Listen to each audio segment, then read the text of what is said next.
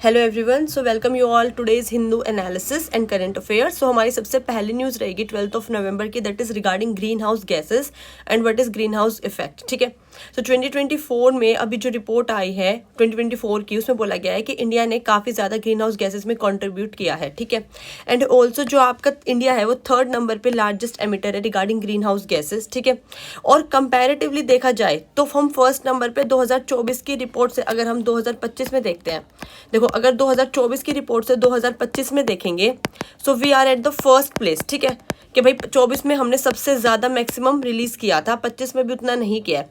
लेकिन अगर आप वर्ल्ड में देखोगे तो हम 3rd नंबर पे, हमसे पहले चाइना यूएसए है। ठीक है, फिर यहाँ से यूपीएससी आपका क्वेश्चन पूछ सकता है कि मेजर ग्रीन हाउस गैसेस कौन से, CO2 है, मीथेन है। इनफैक्ट वो इतना पूछ के नहीं रुकेगा, आपको पता होना चाहिए इसमें भी परसेंटेज अप्रोक्सीमेट कितना है। जैसे मीथेन का जो परसेंटेज है वो अराउंड 16% है। ठीक है, ये फॉसिल फ्यूल का जो परसेंटेज है, जो ज़्यादा मैंने वो लिख दिया 69% है ना। सो फॉसिल फ्यूल से सबसे ज़्यादा ग्रीन हाउस गैसेज होती हैं। एक बार मैं आपको ये इफेक्ट भी बता देती हूँ जिन लोगों को नहीं पता होगा कि ग्रीन हाउस इफेक्ट होता क्या है। देखो, जब हमारी सन से रेज आती हैं और हमारे एटमॉस्फेयर में छोटे छोटे आपके गैसेस के पार्टिकल्स हैं, तो जब वो अर्थ सरफेस पे आती है तो वो आ तो जाती है, लेकिन ड्यू टू दीज पार्टिकल्स वो वापस नहीं जा पाती, ट्रैप हो जाती है। ठीक है, सो इसकी वजह से यहाँ पे एक वार्म इफेक्ट क्रिएट हो जाता है नियर अर्थ सरफेस। ठीक है, जिसकी वजह से हीट बढ़ जाती है, जिसकी वजह से आपके माउंटेन्स मतलब ग्लेशियर्स जो है मेल्ट होने स्टार्ट हो जाते हैं और ग्लोबल वार्मिंग हो जाती है। मतलब टेम्परेचर जो है, हमने बोला हुआ है पेरिस एग्रीमेंट में, क्या बोला था हमने, 1.5 डिग्री सेल्सियस से टेम्परेचर हमें कम रखना है। जिसने एनवायरमेंट की वीडियो नहीं देखी वो जाके देखिए, उसमें मैंने प्रॉपर टाइमलाइन की फॉर्म में बताया। ठीक है, तो वो जो टेम्परेचर है 1.5 उससे ज़्यादा एक्सीड कर जाता है। और क्योंकि अब इन ग्रीन हाउस गैसेज मतलब बेसिकली इन गैसेज की वजह से ये टेम्परेचर एक्सीड हुआ है, इसलिए इसको बोला गया ग्रीन हाउस गैस इफेक्ट। ठीक है, सेकेंड न्यूज़ पे चलते हैं, that is regarding GIB, that is great Indian bustard. आप सब लोग जानते होंगे ये मेजरली राजस्थान वाले एरिया में मिलता है। इसको प्रोटेक्ट करना बहुत ज़्यादा ज़रूरी है क्योंकि अभी ये क्रिटिकली एंडेंजर्ड है। IUCN की जो लिस्ट आती है उसमें एंडेंजर्ड, क्रिटिकली एंडेंजर्ड, वल्नरेबल। ठीक है, सो क्रिटिकली एंडेंजर्ड मतलब ये बहुत खतरे की घंटी पे है कि खत्म हो सकता है कभी भी।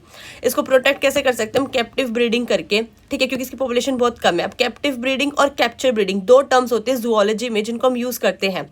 व्हाट इज कैप्टिव ब्रीडिंग, कि आप उसको एक नॉर्मल एनवायरनमेंट में रखोगे, एक सुटेबल एनवायरनमेंट में रखोगे और उसको जो खाने के लिए चीज़ें चाहिए, रहने के लिए जितना टेम्परेचर चाहिए है, मतलब प्रॉपर कंडीशंस आप उसको दोगे एक तरीके से आर्टिफिशियल एनवायरनमेंट में भी। ठीक है, उसको बोला जाता है कैप्टिव ब्रीडिंग करना। क्योंकि ये यूपीएससी देखो यहाँ पे क्वेश्चन पूछ सकता है, जब उसने पहले पीछे क्वेश्चन पूछे हुए हैं हैबिटेट से रिगार्डिंग, रिप्रोडक्टिव सीजन से रिगार्डिंग लायन एंड टाइगर के, सो पूछ सकता है कि ग्रेट इंडियन बस्टर्ड जो है वो जो एग लेइंग उसका टाइम पीरियड है वो कितने साल का, 2 साल का, 3 साल का, 1 साल का। सो वो 1 साल का है क्योंकि बहुत स्लो एग लेइंग मैमल है। This is very important. ठीक है, और साथ में वाइल्ड लाइफ प्रोटेक्शन एक्ट 1972 ने इसको शेड्यूल 1 में एंड अपेंडिक्स 1 में डाला हुआ है। जो भी चीज़ शेड्यूल 1 में रहते हैं वो आपकी बहुत ज़्यादा इंपॉर्टेंट होती हैं। आप चैनल सब्सक्राइब कर लेना क्योंकि फर्दर हम एनवायरमेंट की वीडियो में सारे एक्ट करेंगे एक साथ। WPA wild life protection act, environment protection act करेंगे, फॉरेस्ट एक्ट करेंगे। बहुत ज़्यादा कन्फ्यूजन होती है ना फॉरेस्ट एक्ट में, कौन सा 1927 का है, कौन सा ब्रिटिश के टाइम का है, कौन सा उसके बाद का है। सो सारे हम एक टाइमलाइन की फॉर्म में देखेंगे। ठीक है, थर्ड न्यूज़ पे चलते हैं। अभी इसरो ने आपका गगनयान मिशन को कंडक्ट करने के लिए एक पैराशूट वाला टेस्ट करके देखा था। बेसिकली जो है आपका पैराशूट था, इसको बोलते हैं रिफिड इन्फ्लेशन। मैंने इन्फ्लेशन के चैप्टर में इकोनॉमिक्स में, देखो इस तरीके से आपको लिंक करके पढ़ना है। जब हमने इकोनॉमिक्स में इन्फ्लेशन पढ़ी थी तो मैंने समझाया था इन्फ्लेशन मतलब वहाँ पे होता है महंगाई, कोई चीज़ उसकी नेचुरल चीज़ से ज़्यादा ग्रो कर गई है। ठीक है, फॉर एग्जाम्पल ये इन्फ्लेट हो गया बलून तो ये फूल गया है। सिमिलरली आपका जो पैराशूट है इसलिए बोला गया रिफ्ड इन्फ्लेशन, कि जो पैराशूट है वो आपका एक तरीके से फूल गया था।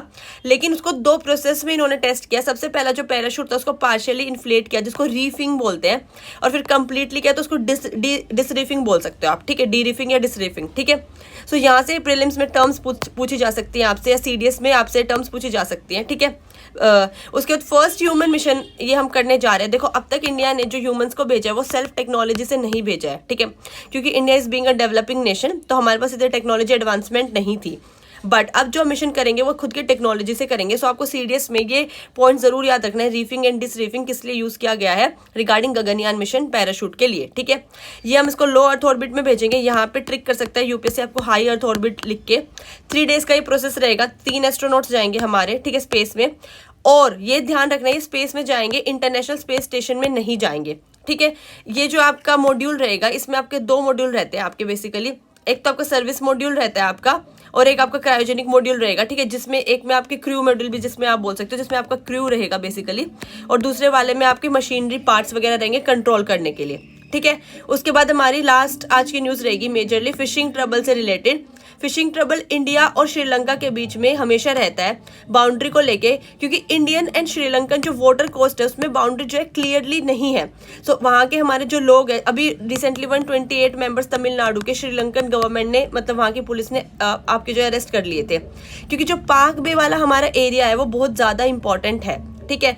इसका सॉल्यूशन यही है क्योंकि अपन के पास डीप फिश माइनिंग टेक्नोलॉजी नहीं है, इतनी एडवांस टेक्नोलॉजीज नहीं है। देखो जो अपर सरफेस था उसको ये कर चुके हैं ऑलरेडी, डीप ये लोग कर नहीं सकते जैसे चाइना करता है, क्योंकि इतनी टेक्नोलॉजी नहीं है। सो बेसिकली लोगों के पास एक अलार्मिंग सिस्टम होना चाहिए कि this is India area and this is Sri Lankan area start हो जाता है, तो आप यहाँ तक की फिशिंग करो।